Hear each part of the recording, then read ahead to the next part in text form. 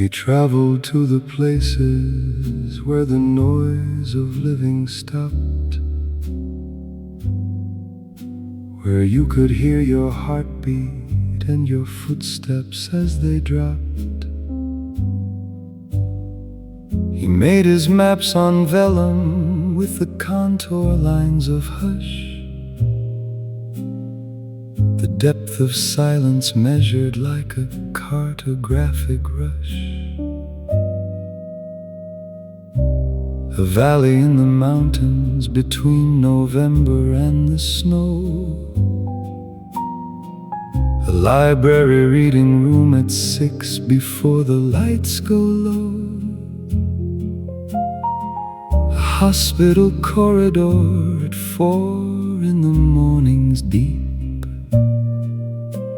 He charted them with reverence, and he mapped them into keep. He charted the places where sound stopped on his particular map, the geography of silence with each valley on the lap. The mapmaker who only made maps of silence found this true, that where sound stops completely is where you start to come through.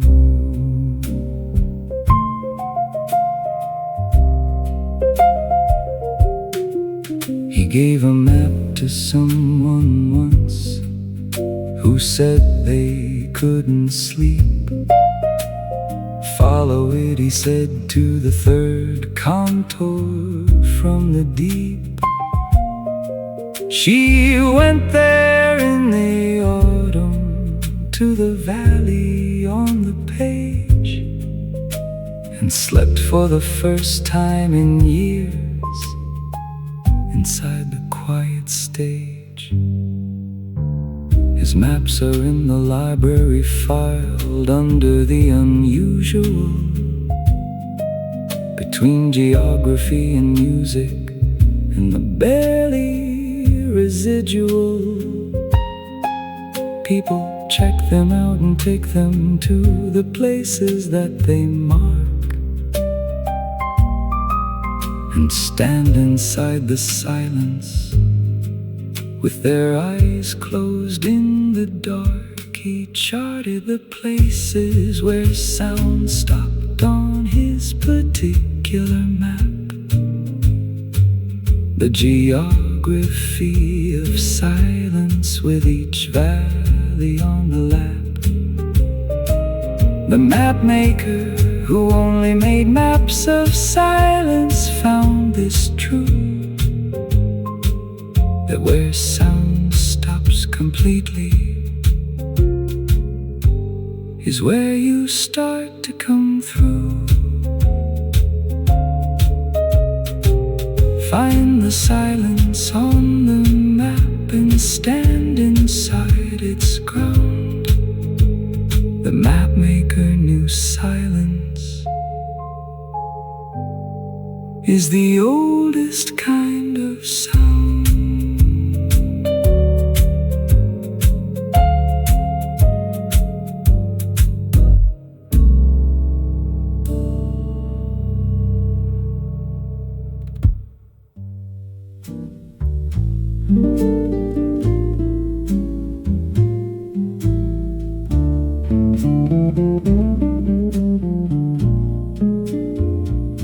He works on shoes the way a sculptor works on stone, with a knowledge that the finished thing will finally stand alone.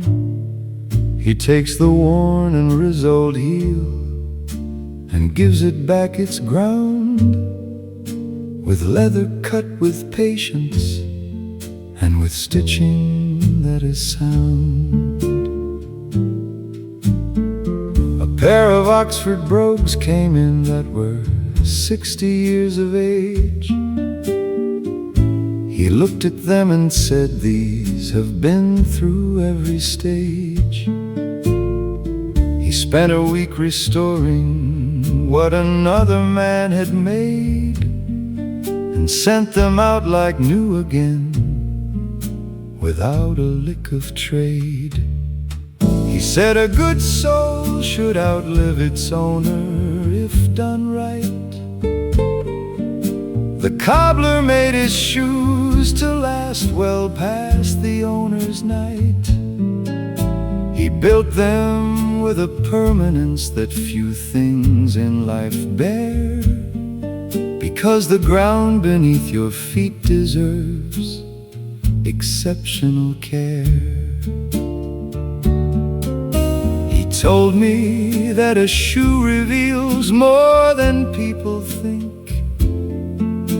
The wear pattern tells him where your posture has a kink. The left one always different from the right in subtle ways. He reads the story of your body in the soul's long days. He's teaching now at 70 to anyone who'll stay, because cobblers are becoming scarce and souls are thrown away. He says, I don't need many students, only 2 or 3, to carry on the language of good shoes for what will be. He said a good soul should outlive its owner if done right. The cobbler made his shoes to last well past the owner's night. He built them with a permanence that few things in life bear, because the ground beneath your feet deserves exceptional care. Bring your shoes to someone who believes they're worth a mend.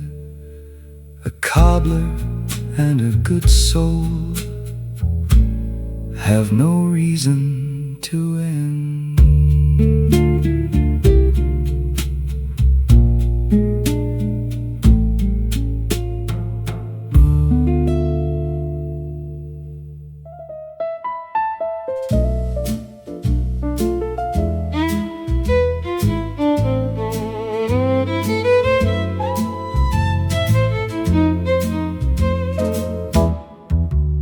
He comes around the measuring tape the way a doctor comes, with concentration in his eyes and something that he hums. He measures not just length and girth, but something harder still, the posture of ambition and the slope of the strong will. He made a suit for a young man who said he was a clerk, and gave him 3 inches extra in the shoulder for the work. He said, I'm fitting who you'll be in 4 years from today. And sure enough, in 4 years, the young man found his way. He measured you by what you were becoming, not what you were, and stitched the suit accordingly with thread precise and sure. The tailor of the old quarter understood the body's plan, that cloth cuts best when cut for the future of a man. He said the measurements of yesterday make yesterday's suit. You'll wear it to the place you were and miss the alternate route. But if I measure who you're going to be in the fabric scene, you'll wear the suit into the future of your particular dream. He stitched for 60 years and every suit was one he kept in a ledger with the measurements and what each customer had stepped into afterward in life, as if the suit had made it real. Because sometimes what you're fitted for becomes what you can feel. He measured you by what you were becoming, not what you were, and stitched the suit accordingly with thread precise and sure. The tailor of the old quarter understood the body's plan, that cloth cuts best when cut for the future of a man. Let the tailor take your measure with a patient knowing eye. He sees in you the person that the cloth should satisfy.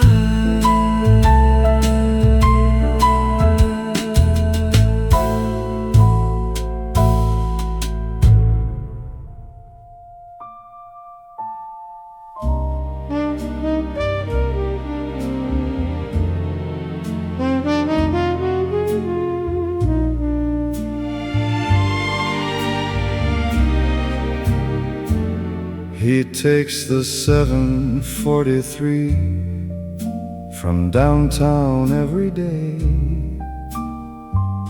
not to conduct, but just to ride the old familiar way.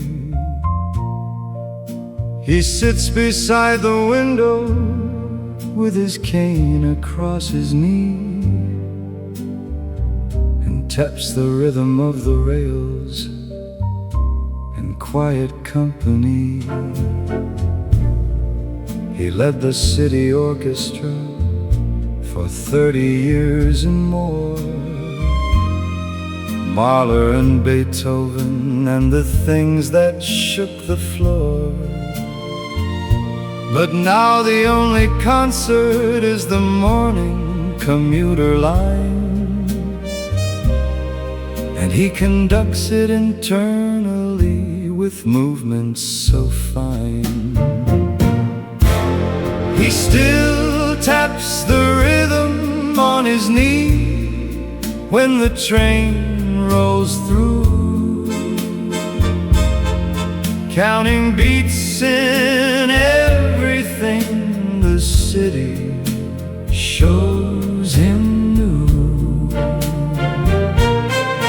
The retired conductor on the morning train knows this, that music lives in everything and nothing goes amiss. A young girl saw him tapping once and asked him what it was. He said, "I'm just conducting what the morning always does. The sparrows on the wire there are playing C and E, and that policeman's whistle is the clarinet you see." He gets off at the market and he tips his hat and goes to buy whatever small thing that a Tuesday morning shows. Then back onto the 4 o'clock to ride the music home, because a conductor never quite stops needing a score. He still taps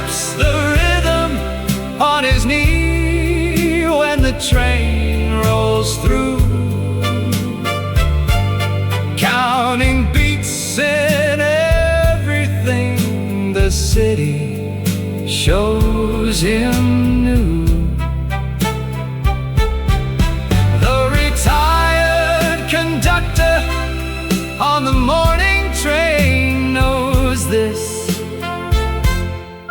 that music lives in everything and nothing goes amiss. Tap the rhythm of the morning on whatever's close at hand. The conductor in you knows the score you need not understand.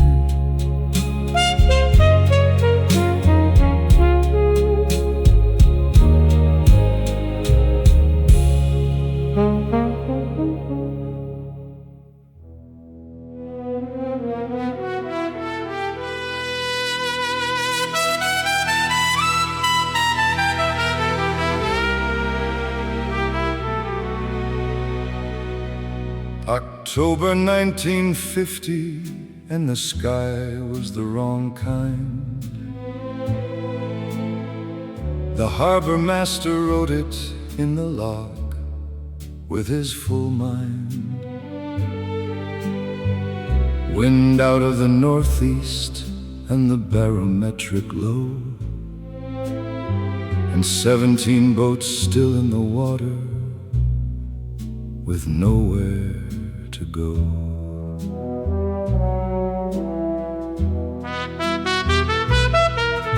He called each captain personally on the harbor line, told them what the instruments were saying about the time. 3 came in by afternoon, and 2 said they'd be fine, and 12 went quiet on the radio somewhere past the 9. He wrote down everything he couldn't stop in the ledger bound, every name and every vessel and each desperate sound. The Harbormaster's log in the year of the great storm was the only honest record of the night that lost its form. He sat at the radio through the entire night alone, and heard the ones who checked in and the ones who didn't phone. By morning when the Coast Guard went, he had the numbers right. He gave them every detail of the terrible Friday night. The log still sits behind the glass in the maritime hall, open to the page where October held its fall. Visitors lean in to read the entries small and thin, the careful handwriting of a man who stayed within. He wrote down everything he couldn't stop in the ledger bound, every name and every vessel and each desperate sound. The Harbormaster's log in the year of the great storm was the only honest record of the night that lost its form. Write down everything you witness with the hand that holds the pen. The Harbormaster knew the record outlast mortal man.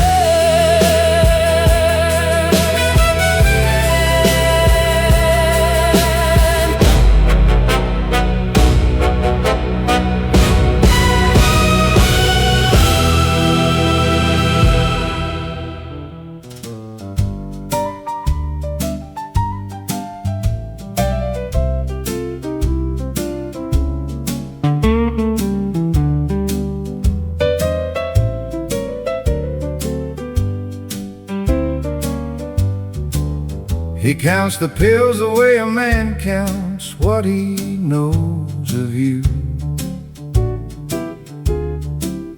Each bottle labeled carefully,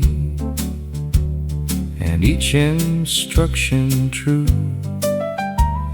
He knows Mrs. Henderson takes 2 before she sleeps, and the young man on the corner has a sorrow that he keeps.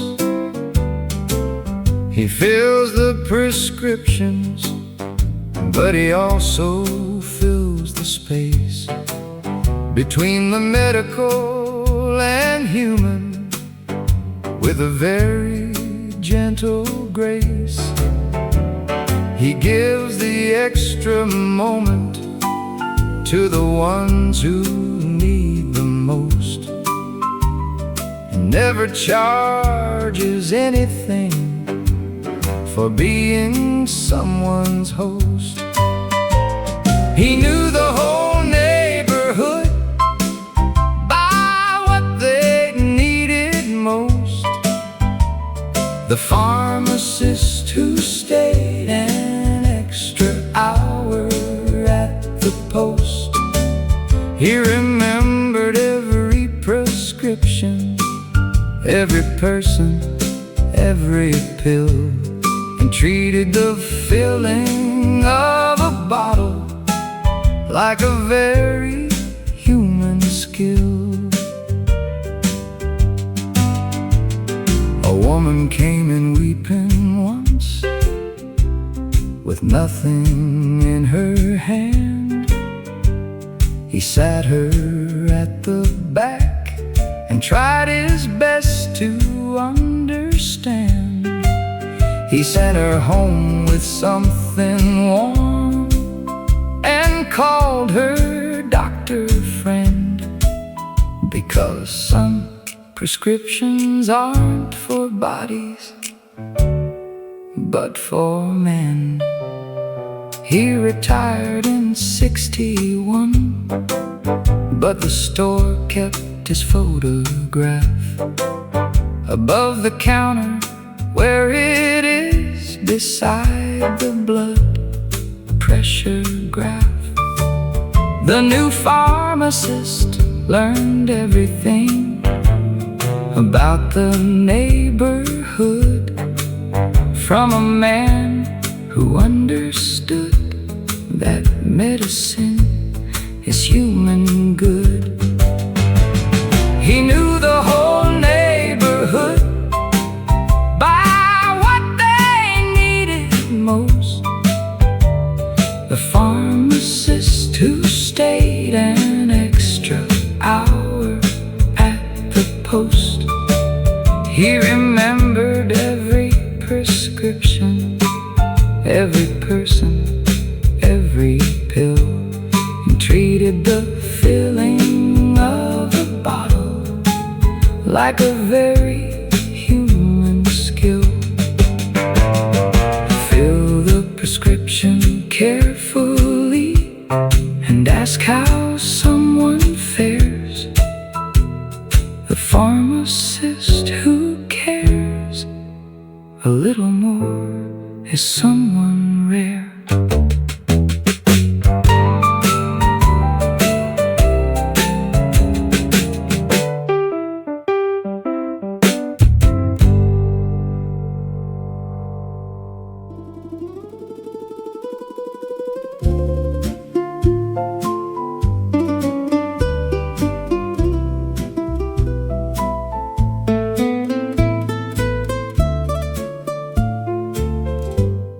The bell above the door rings twice on Sunday afternoon. The smell of olive oil and dried herbs that fill the room. The old man at the counter speaks to everyone in two.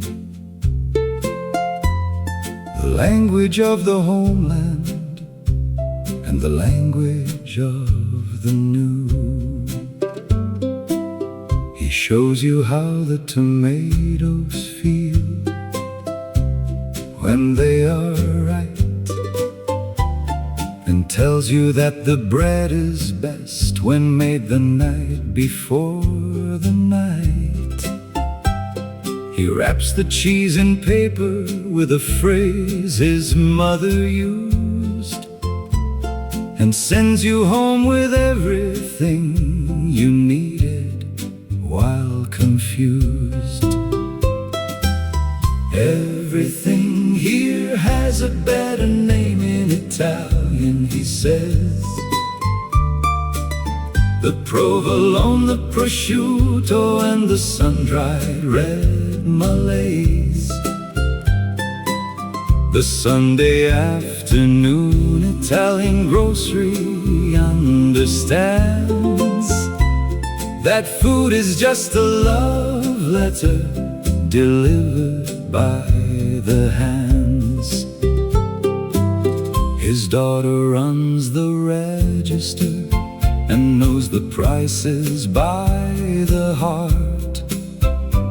She grew up counting lira and converted from the start. She asks about your family like she's always known your name, because in an Italian grocery everyone is family same. By 5 o'clock the shelves are half the volume they began, and people in the neighborhood have fed their families and planned. The old man sweeps the sawdust and he hums a thing he knows. The Sunday afternoon Italian grocery gently closes. Everything here has a better name in Italian, he says. The provolone, the prosciutto, and the sun-dried red malaise. The Sunday afternoon Italian grocery understands that food is just a love letter delivered by the hands. Close the grocery gently, let the Sunday smell remain. Some places are a language that the whole block can explain.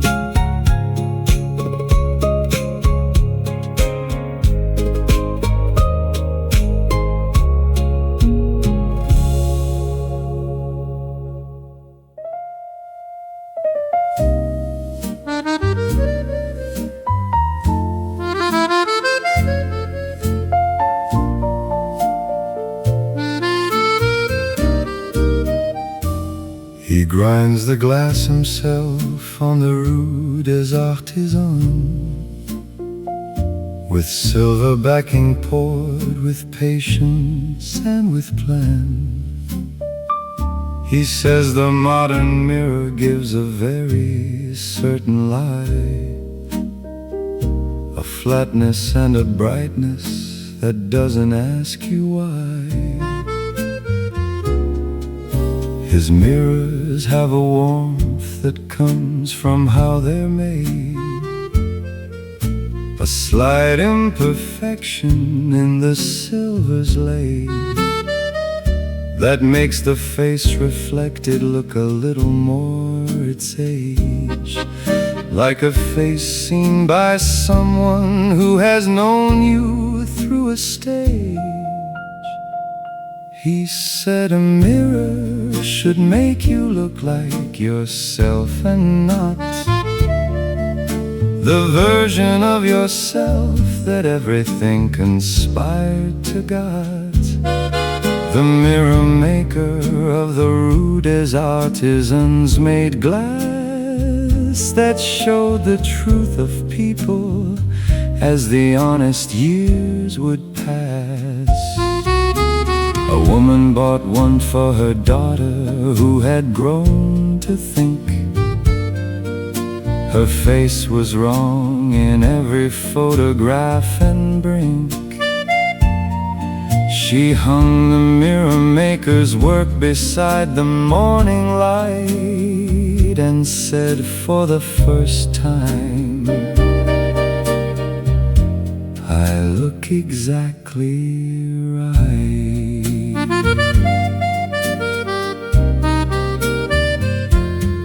He's old now and his hands move with a careful earned slow, but every mirror leaving the workshop has a glow that people say they notice more in certain evening light. When the mirror shows you something truer than the night. He said a mirror should make you look like yourself and not the version of yourself that everything conspired to guide.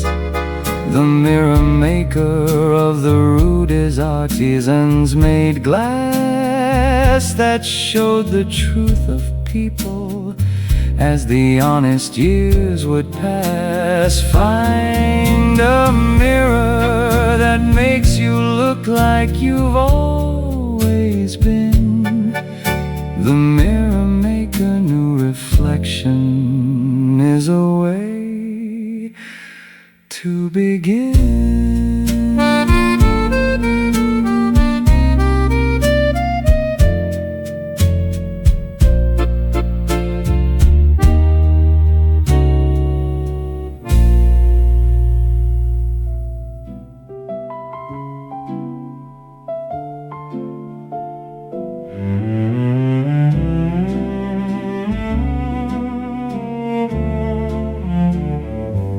She plants the seeds in pairs, the way she always used to do. 2 rows of lavender and 2 of morning glory blue. The habit of a life together baked into her hands. She plans for someone absent who still somehow understands. The neighbors watch her quietly from over the low fence. They see her talking to the roses, and it doesn't make them tense, because they know that love outlasts the body in the grave. And gardens are just language for the things we couldn't save. She still plants 2 of everything in the month of May. 2 seeds, 2 blooms, 2 chairs beside the garden's gentle way. A widow's garden tells the truth that love does not conclude. It only changes shape a little into gratitude.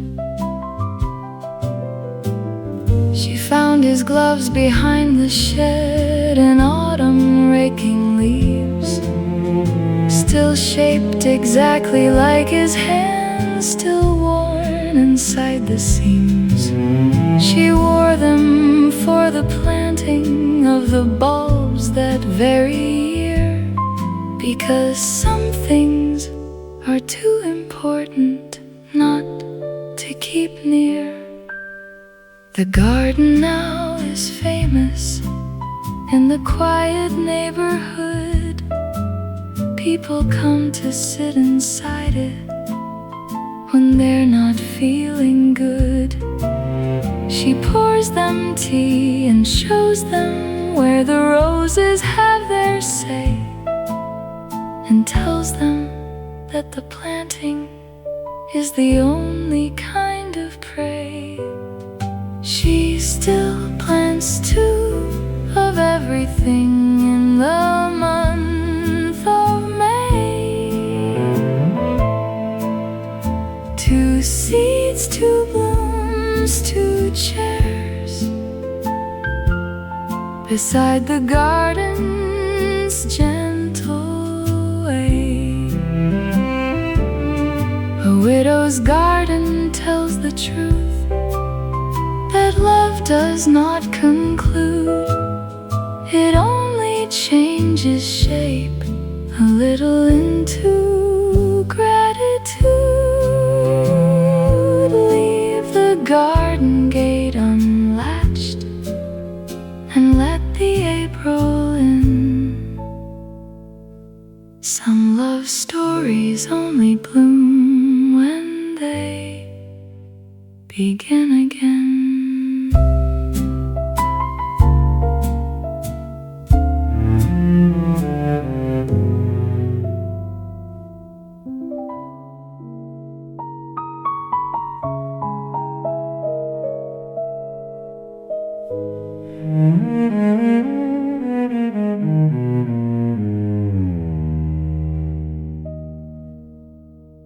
She lines the windowsills with jars of different shapes and years,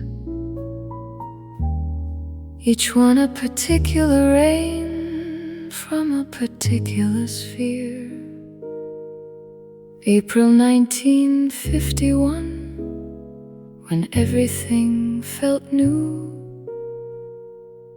September 54, when the horizon changed its blue. She doesn't share them readily, she shows them only when someone sits beside her who has lived inside the rain. She says this one is for the kind of grief that comes in waves, and this one is the rain that fell the day she misbehaves. She had a jar for every season's particular sorrow, and one for the unexplained feeling about tomorrow. The woman who collected rain was simply keeping track of all the skies above her and the skies that won't come back.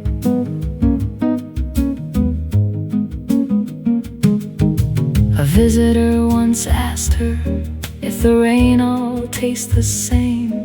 She opened one from 58 and said, not in the name of any ordinary thing I've tasted or I've held. Each rain has its own character, its own particular spell. When she passed away, they found the jar still lined and labeled true. Nobody knew exactly what the right thing was to do, so they put them in the garden and let the seasons have their say, and let the collected rain of 30 years return that way. She had a jar for every season's particular sorrow, and one for the unexplained feeling about tomorrow. The woman who collected rain was simply keeping track of all the skies above her and the skies that won't come back. jar out on the sill and let the rain come in. The collector of rain knew sorrow is where beauty begins.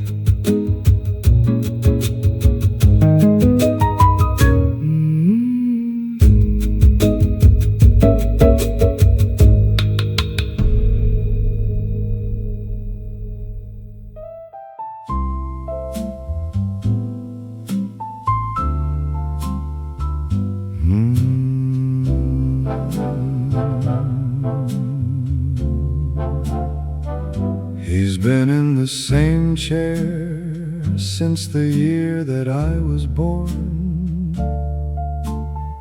The scissors and the comb and the apron slightly worn. He remembers every haircut like a chapter in a book, and gives you his full attention with each carefully placed look. A boy came in for his first cut before his first school day. The father sat beside him and they both had things to say. He trimmed with such a patience that the boy forgot his fear, and the father had a tear he thought he hid, but it was clear. A chair full of everyone's best days. The barber knows the stories in 100 different ways. He cuts the hair of strangers, but he knows them like his own, because a barber shop is half a church and half a stepping stone. He told me once the hardest cut he ever had to give was to a man who said he had no reason left to live. He put the scissors down and sat beside him for a while, and by the time the man walked out he carried half a smile. The shop is still there on the corner with the red and white pole. A man who learned that cutting hair is tending to the soul. He doesn't need a reason to remember who you are. Just sit inside the barber's chair and you become a star. A chair full of everyone's best days. The barber knows the stories in 100 different ways. He cuts the hair of strangers, but he knows them like his own, because a barbershop is half a church and half a stepping stone. Cut the last head of the evening, turn the open sign around. The barber sweeps the day away without a single sound.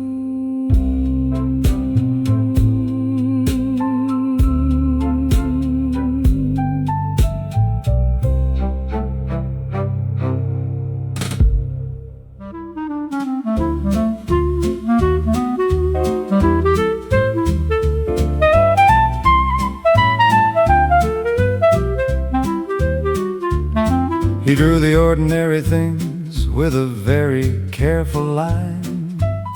Not heroes in the capes and not the villains in the shine.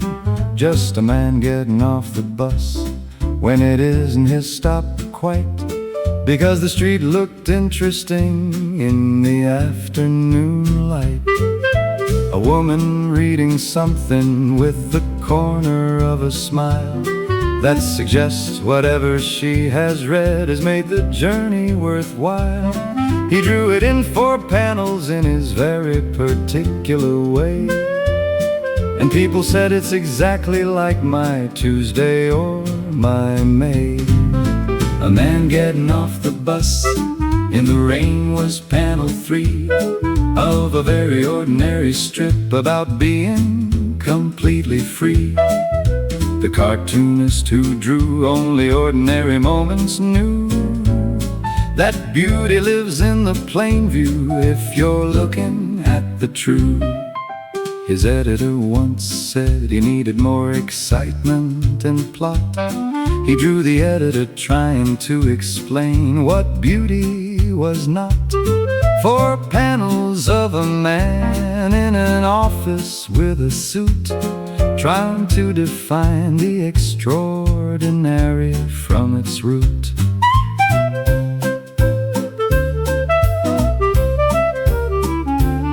He ran for 40 years in 37 papers across the states, the daily strip of ordinariness that daily resonates, because everyone who reads it at the breakfast or the desk sees their own Tuesday morning in the very best. A man getting off the bus in the rain was panel 3 of a very ordinary strip about being completely free. The cartoonist who drew only ordinary moments knew that beauty lives in the plain view if you're looking at the true. Notice one ordinary moment and hold it in your eye. The cartoonist knew the beautiful is what the days supply.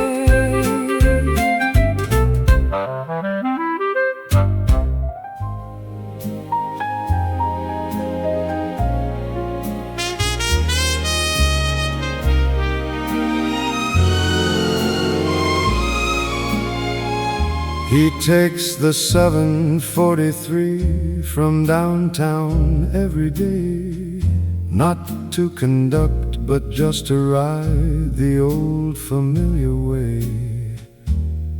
He sits beside the window with his cane across his knee and taps the rhythm of the rails in quiet company. He led the city orchestra for 30 years and more, Mahler and Beethoven and the things that shook the floor. But now the only concert is the morning commuter line, and he conducts it internally with movements so fine. He still taps the rhythm on his knee when the train rolls through, counting beats in everything the city shows him new. The retired conductor on the morning train knows this, that music lives in everything and nothing goes amiss.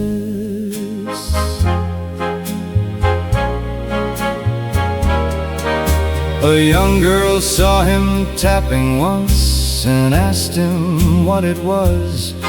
He said, "I'm just conducting what the morning always does."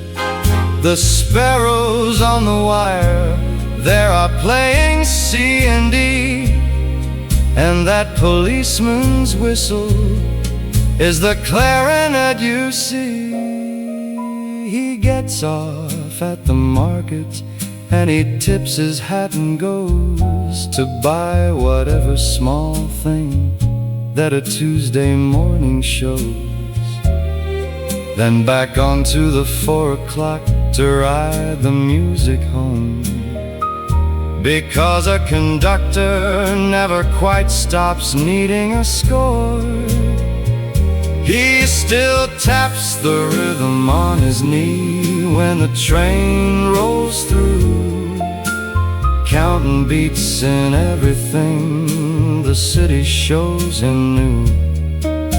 The retired conductor on the morning train knows this, that music lives in everything and nothing goes amiss.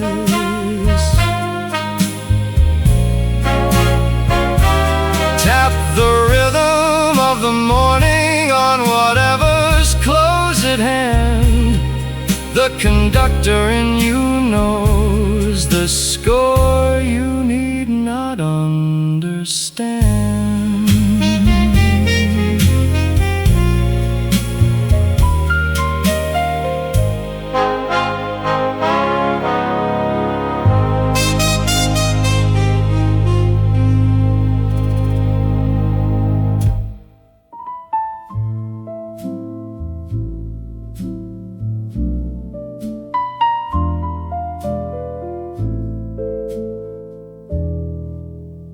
Last guest check out on a Sunday in the fall, and the lobby holds a different kind of silence in the hall. He plays the Steinway anyway, because the contract's set through the end. The luggage carts are his audience around the bend. He started here in June when the guests were thick and light, playing foxtrot and the standards every formal night. But autumn brought the slow ones and the waltzes and the mood, and now he plays for the emptying lobby and the solitude. He played waltzes for the luggage carts and chandeliers alone, because a pianist keeps his contract even past the known. The hotel pianist at the end of the season knew this art, that playing to an empty room is playing from the heart. The manager came in on the final Thursday of the year and stood beside the doorway and pretended not to hear. But after the last phrase he said, that was the finest set. And the pianist smiled and said, thank you for not leaving yet. He packed his things in Wednesday and polished the Steinway keys, left a note inside the bench that said, play this if you please. A piece he'd written for the lobby in the falling light, for anyone who plays to an empty room at night. He played waltzes for the luggage carts and chandeliers alone, because a pianist keeps his contract even past the known. The hotel pianist at the end of the season knew this art, that playing to an empty room is playing from the heart. Play the waltz in the empty lobby, let the season hear. The finest audiences are the rooms that are clear.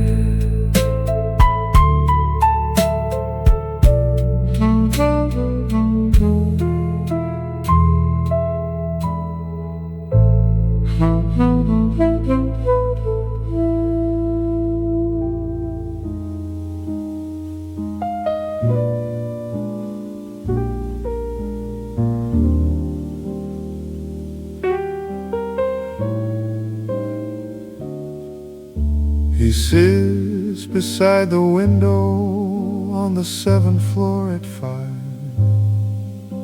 and watches how the city changes as the sun arrives at its most spectacular and quiet and complete. The orange and the purple in their particular heat.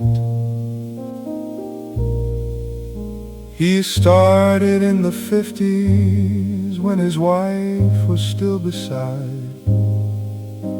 and watched for 40 years with and without and with the tide of grief and then of quiet and then something like his own. He never missed a sunset even when he was alone. He never missed a sunset in 40 years of watching there, because a sunset doesn't skip the days when we're in despair. The sunset watcher on the 7th floor learned this true thing, that showing up for beauty is a daily offering. He says the best ones are in October without fail, when the atmosphere is thick enough to make the color pale into something between lavender and a very ancient gold, the kind of color that you can't quite ever be told. He teaches the young couple in the flat below his now to sit at 5 on Tuesdays, and he's shown them when and how, because beauty needs its witnesses and witnesses need grace, and the 7th floor is room enough for everyone's face. He never missed a sunset in 40 years of watching there, because a sunset doesn't skip the days when we're in despair. The sunset watcher on the 7th floor learned this true thing, that showing up for beauty is a daily offering. Sit beside the window at the hour the sky turns gold. The sunset watcher knew the beautiful grows bolder as you're old.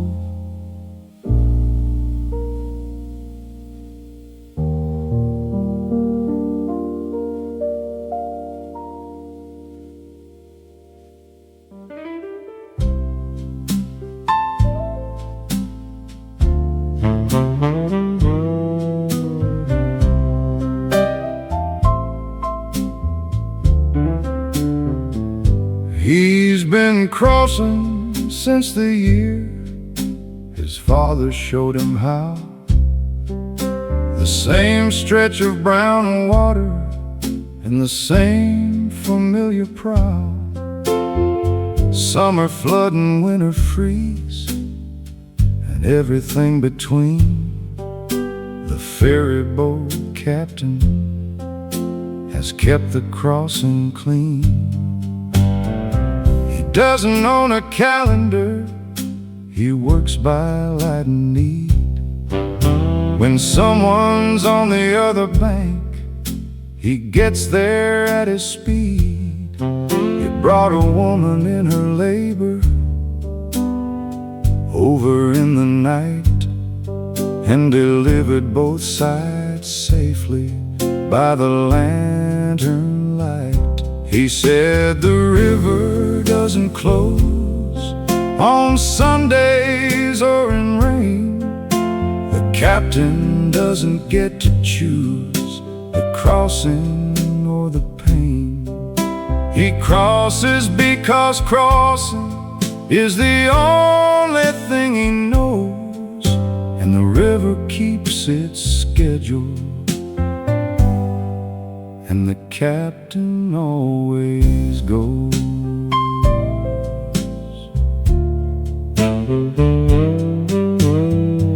They offered him a pension and a medal and a rest.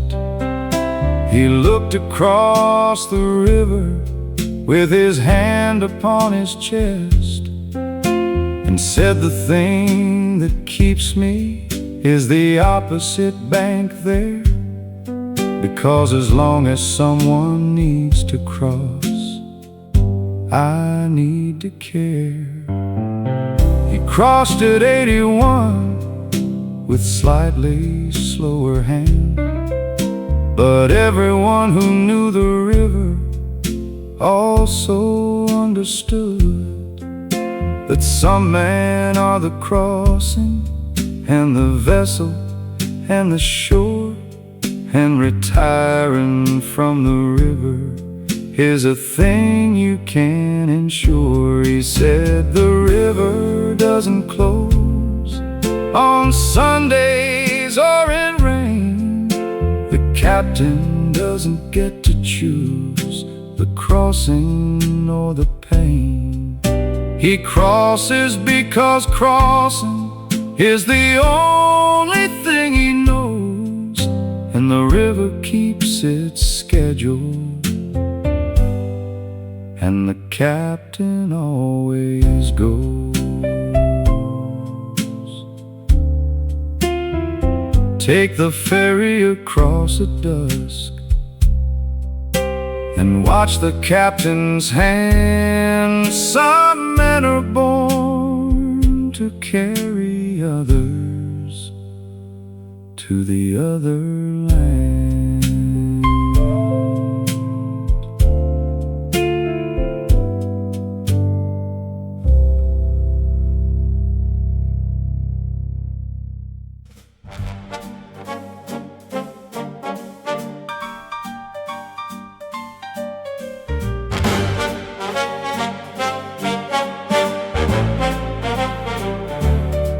He went into a burning building 6 times in 1 year, and each time someone told him there were books that need the clear. He says you save the people first without a moment's pause, but if the building's empty, then the pages have their cause. A library caught on a Thursday in the early fall. He got the night custodian out, and then he heard the hall, the sound of paper catching in a very specific way. And he went back in for the rarest shelf that day. He said you save the people first, and then the pages when you can, because a book that burns forever takes its knowledge from the plan. The fireman who rescued books believed what no one says, that some things lost in fire can't be replaced in other ways. He carried out a first folio once from a private blaze, a copy of the Shakespeare that had lived through better days. The owner wept not for her house, but for the book he brought, and gave it to the library, which was everything it ought. He retired with a library of his own beside the door, of everything he'd rescued from the smoke and from the floor. Not for keeping, but for lending to whoever passed, because the books he saved from fire were always meant to last. He said, you save the people first and the pages when you can, because a book that burns forever takes its knowledge from the plan. The firemen who rescued books believed what no one says, that some things lost in fire can't be replaced in other ways. Save the people first and then the pages if you can. Some heroes carry people out and books into the plan.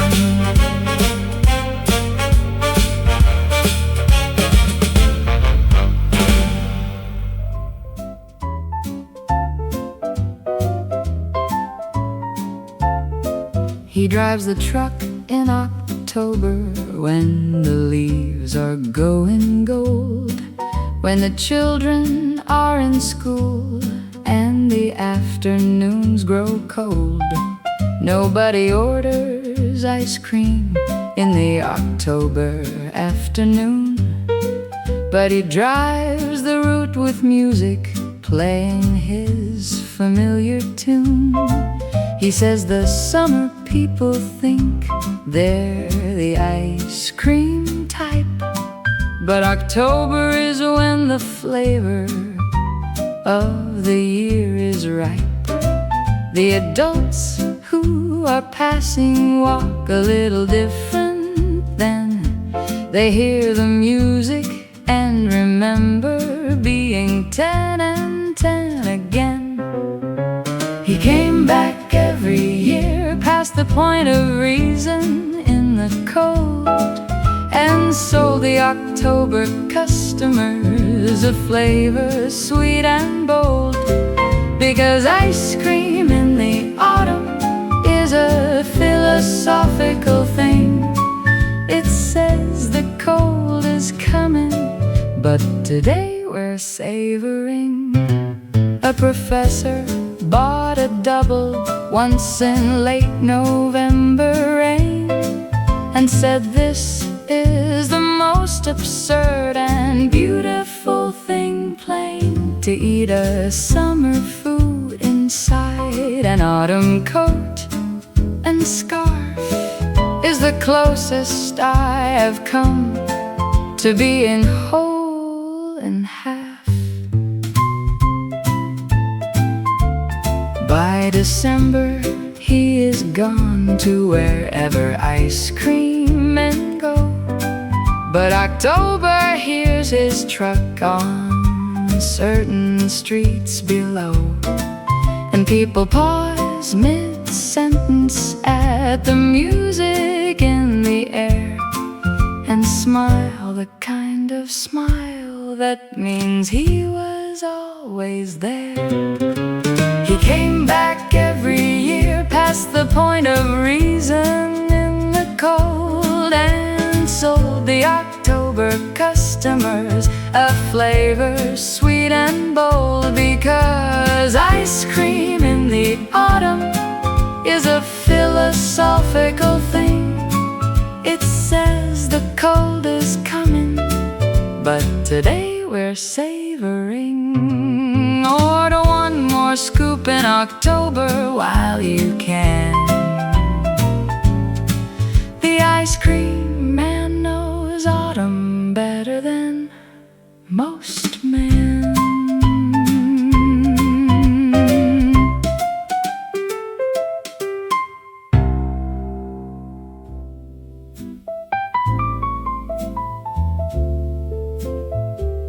He's on the third floor of a building that forgot its name, with oil and springs and platings and the typewriter's claim.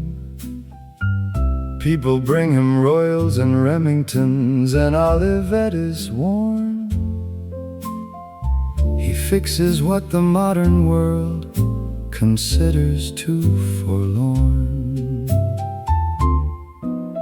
A novelist came in with her 1949 machine.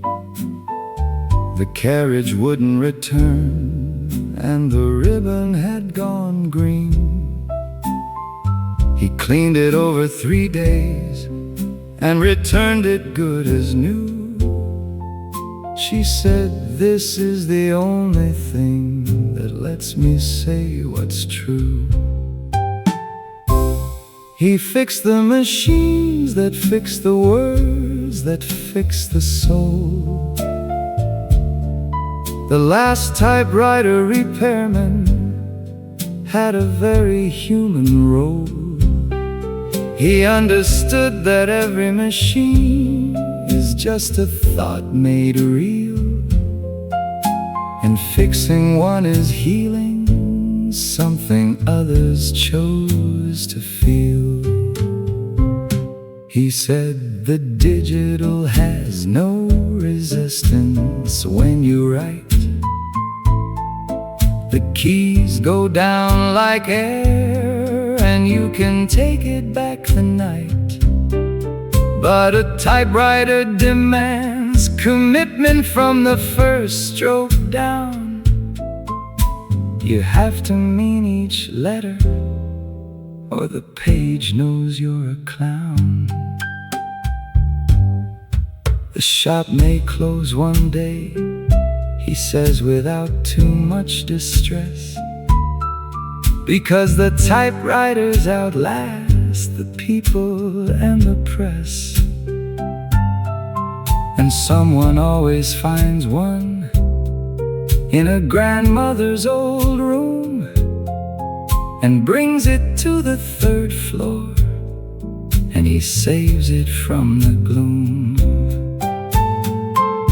He fixed the machines that fix the words that fix the soul. The last typewriter repairman had a very human role. He understood that every machine is just a thought made real, and fixing one is healing something others chose to feel. Strike the keys with meaning, let the Platon hear the thought. The typewriter repairman knew intention can't be bought.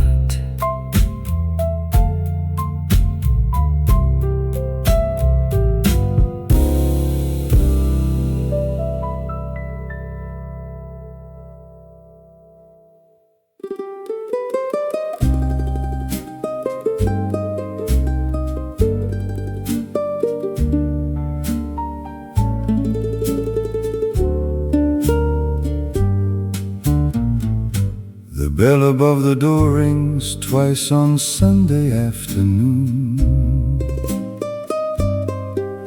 The smell of olive oil and dried herbs that fill the room. The old man at the counter speaks to everyone in two, the language of the homeland and the language of the new. He shows you how the tomatoes feel when they are right, and tells you that the bread is best when made the night before the night. He wraps the cheese in paper with a phrase his mother used, and sends you home with everything you needed while confused. Everything here has a better name.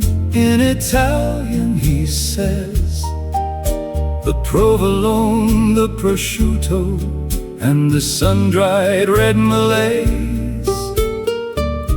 The Sunday afternoon Italian grocery understands that food is just a love letter delivered by the hands.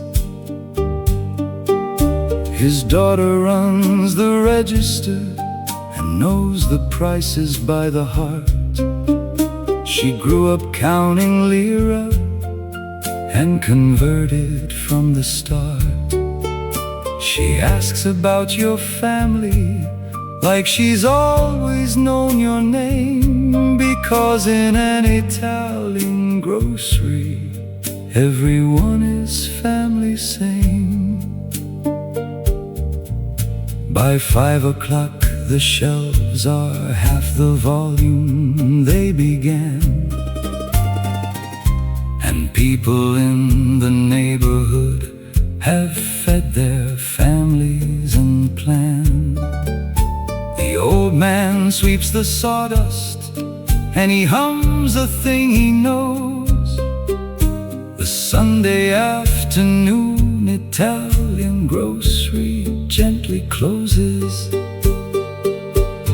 Everything here has a better name. In Italian he says, the provolone, the prosciutto, and the sun-dried red Malays. The Sunday afternoon Italian grocery understands that food is just a love letter delivered by the hands. Close the grocery gently, let the Sunday smell remain. Some places are a language that the whole block can explain.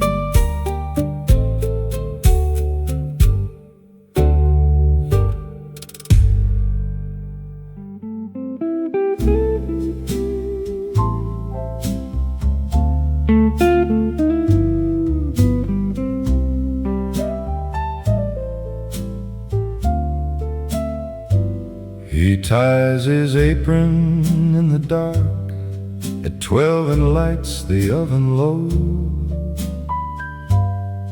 and by the time the city wakes his loaves have an hour to go.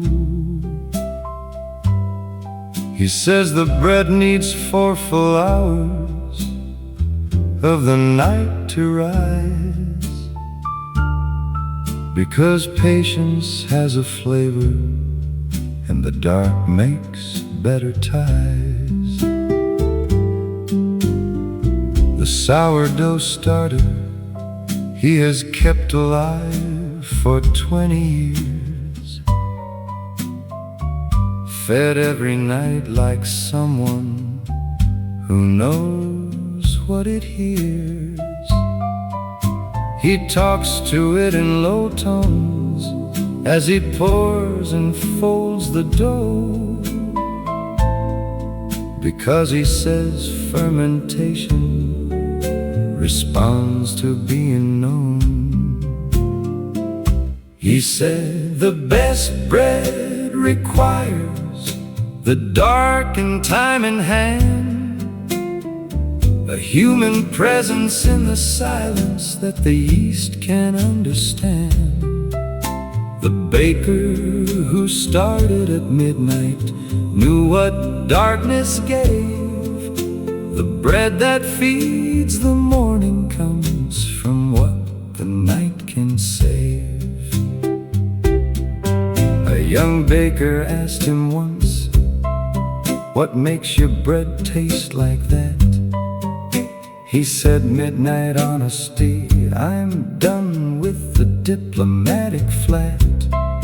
I pour in everything I know and fold it into grain, and the bread becomes a record of the love I put inside the plane. By 5 the loaves are cooling on the rack in amber rows. The smell escapes the chimney, and the neighborhood all knows. By 7 when the door opens, there's nothing left to sell, because midnight bread at morning is the thing that people tell. He said the best bread requires the darkened time in hand, a human presence in the silence that the East can understand. The baker who started at midnight knew what darkness gave. The bread that feeds the morning comes from what the night can save. Start at midnight if you want the morning to taste right. The baker knew the best things are the ones that need the night.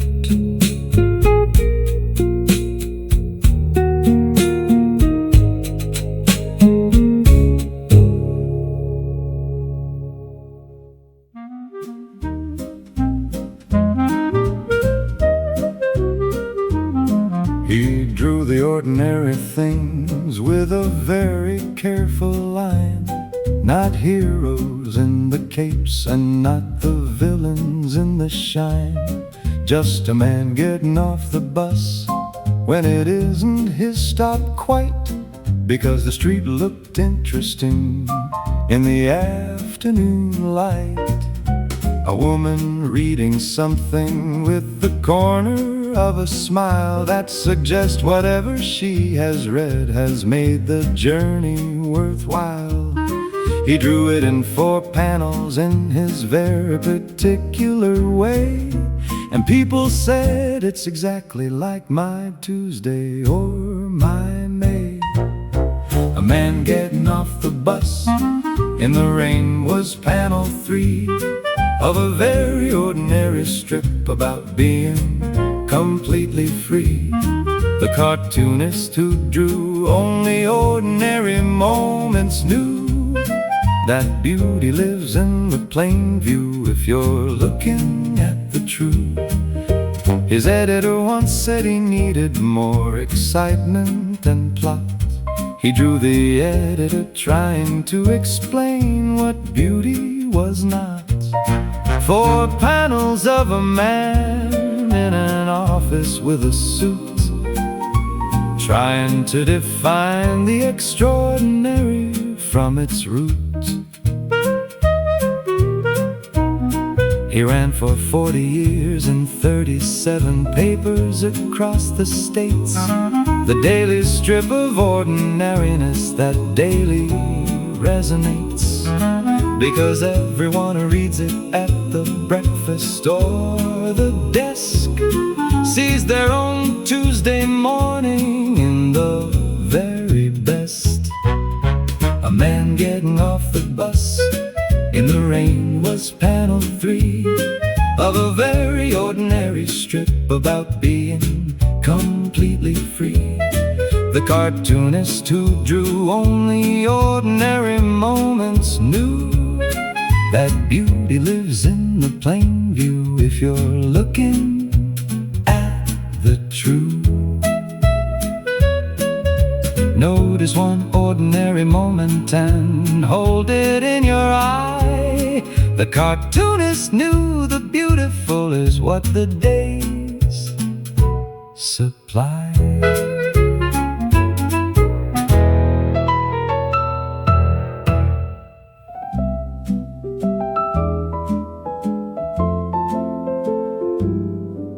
She comes to the end of the pier when the summer crowds are done,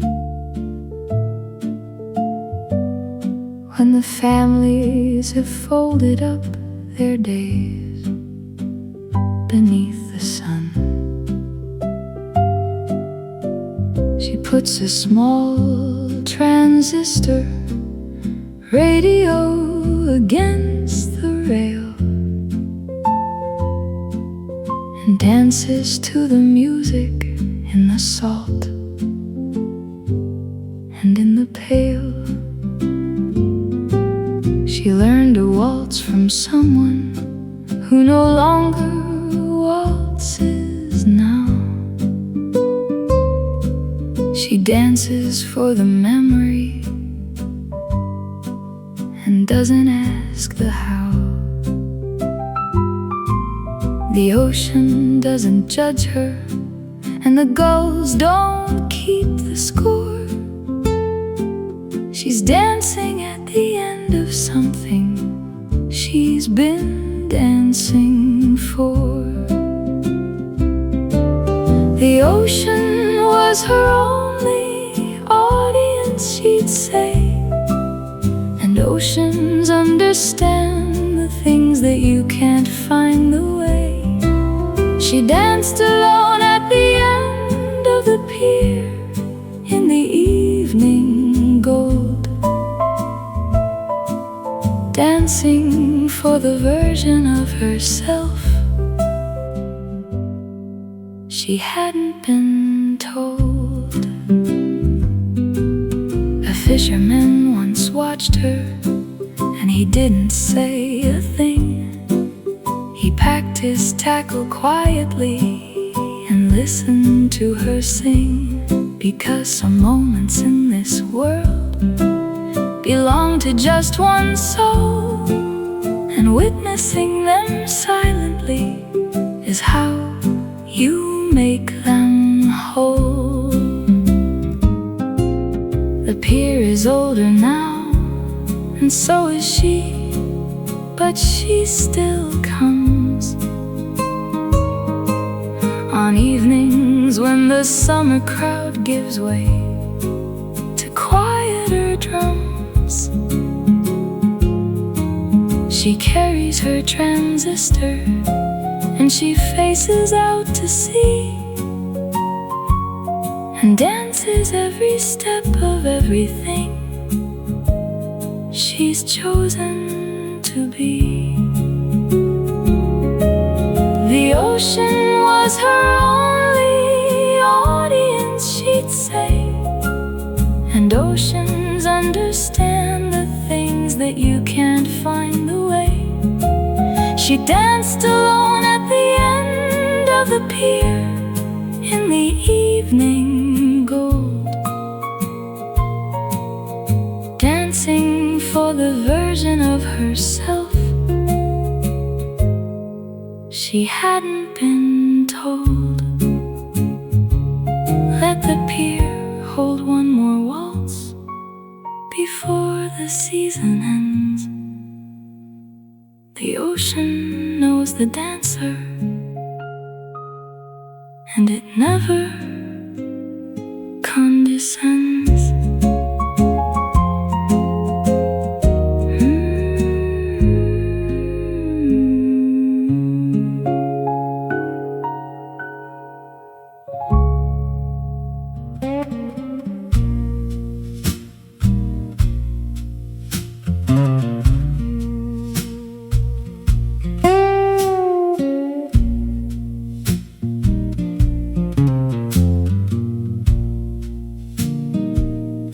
Goes down to the river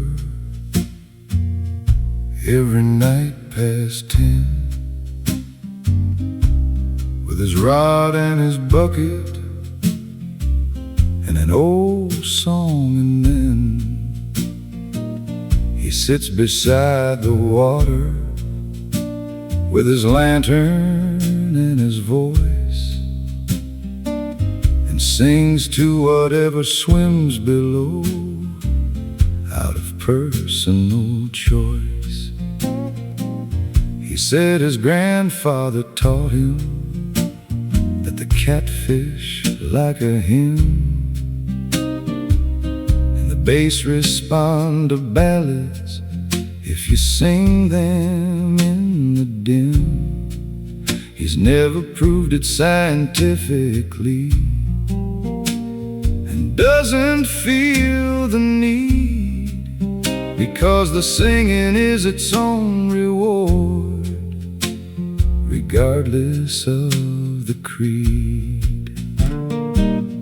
He believed the fish came closer for the music in the dark, and he sang every night beside the river and the bark. The night fisherman who sang to the river understood that any singing done in earnest always comes to good. A biologist came down once with equipment and a pad to measure if the singing was the best fish theory had. She sat all night recording and went home to write it up, and simply titled it "The River Knows What Fills the Cup." He's past 80 now, but still goes down on nights that will allow a little slower settling in a different kind of vow. He sings the same 5 songs his grandfather handed him complete, and the river keeps on running like the rhythm of his beat. He believed the fish came closer for the music in the dark, and he sang every night beside the river and the bark. The night fisherman who sang to the river understood that any singing done in earnest always comes to good. Go down to the river in the night and let a song begin. The singing is the fishing, and the fishing pulls you in.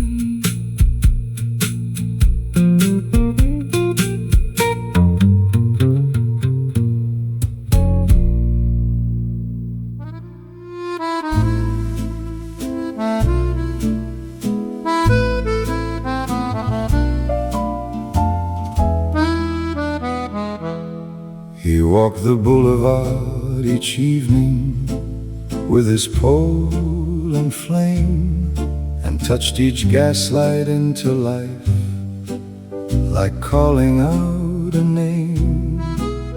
The street transformed behind him as he moved into the dusk, each lamp a small cathedral in the amber and the musk. He'd been the lamplighter since his father passed the pole, a ritual of evening that he carried in his soul. The children on the boulevard would follow him a while, and each lamp that he lit was marked by someone's evening smile. He was the last to do it and the first to be missed when the city switched to automatic and the pole dismissed. The lantern lighter of the boulevard took something with him then, a kind of human evening that we haven't had again. The mayor gave a speech about progress and the new, and the lamplighter stood there in his uniform of blue. didn't say a word, but at the ceremony's end, he lit one gaslight by himself and walked around the bend. The boulevard is electric now and bright throughout the night, but something in the ambience has lost the amberite. People walk a little faster underneath the white, as if they miss the interval between the dark and light. He was the last to do it and the first to be missed, when the city switched to automatic and the pole dismissed. The lantern lighter of the boulevard took something with him then, a kind of human evening that we haven't had again. Light one lamp by hand tonight and let the evening know something's done with human care, make better things glow.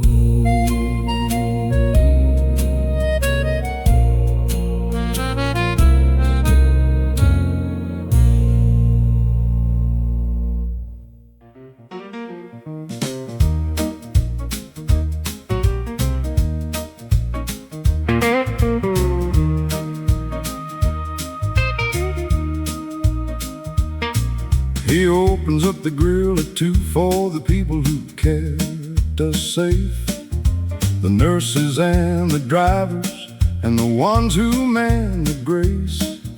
He cracks the eggs without a word and knows the order's cold, because the 3 a.m. regulars are loyal and bold.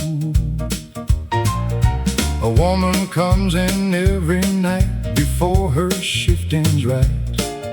She orders the same scrambled eggs she's ordered every night. He makes them soft the way she likes and adds a little toast, and she says, "You're the only one who does it right."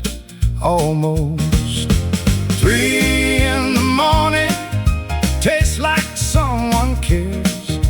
The cook behind the counter who's always just there. He feeds the night shift people who keep the world alive, with eggs and coffee and the will to help them all survive.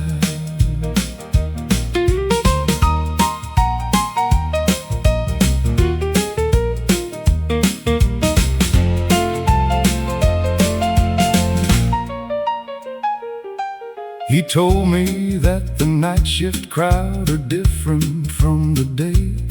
They're quieter and more honest in a very tired way. They don't perform their hunger, they just sit and eat and breathe. And a man who cooks for that deserves a certain kind of creed. By 5 the place fills up a little more with new tired ones, fresh nurses and the morning bakers and the early runs. He wipes the counter down and says, "Another night done right," and turns the grill up high to face the morning light. 3 in the morning, tastes like someone cares. The cook behind the counter who's always just there. He feeds the night shift people who keep the world alive, with eggs and coffee and the will to help them all survive. Close the grill at 6 and let the morning cook take in. 3 in the morning was the best part of the spin.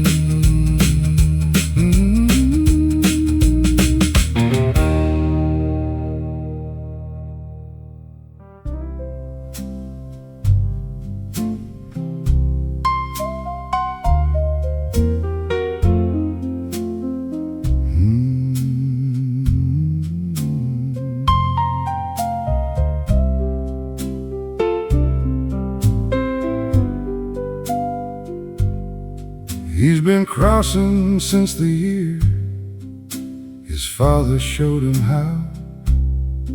The same stretch of brown water and the same familiar prow. Summer flood and winter freeze and everything between. The ferryboat captain has kept the crossing clean. He doesn't own a calendar, he works by light and need. When someone's on the other bank, he gets there at his speed. He brought a woman in her labor over in the night and delivered both sides safely by the lantern light. He said the river doesn't close on Sundays or in rain. The captain doesn't get to choose the crossing or the pain. He crosses because crossing is the only thing he knows, and the river keeps its schedule, and the captain always goes.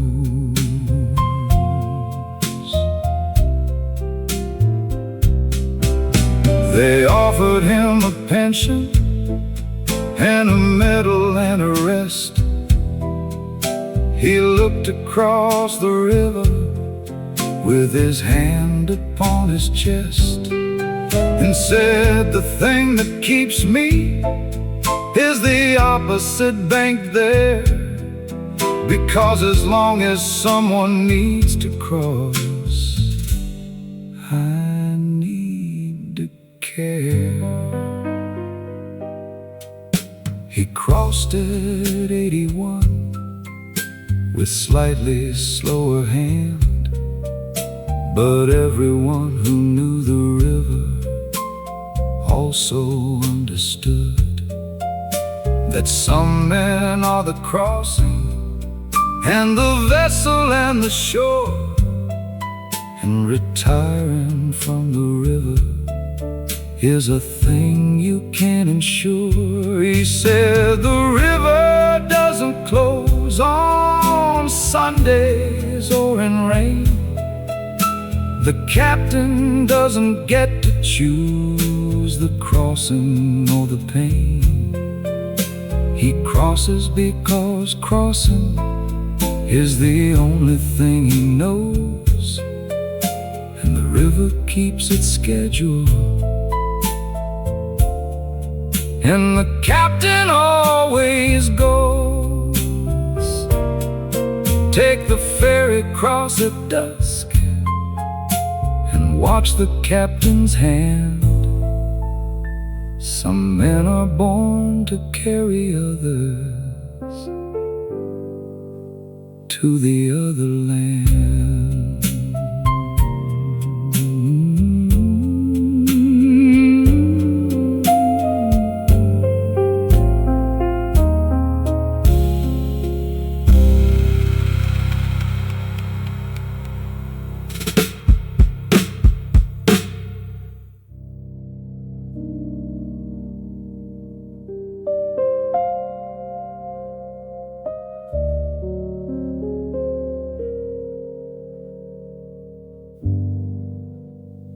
He traveled to the places where the noise of living stopped,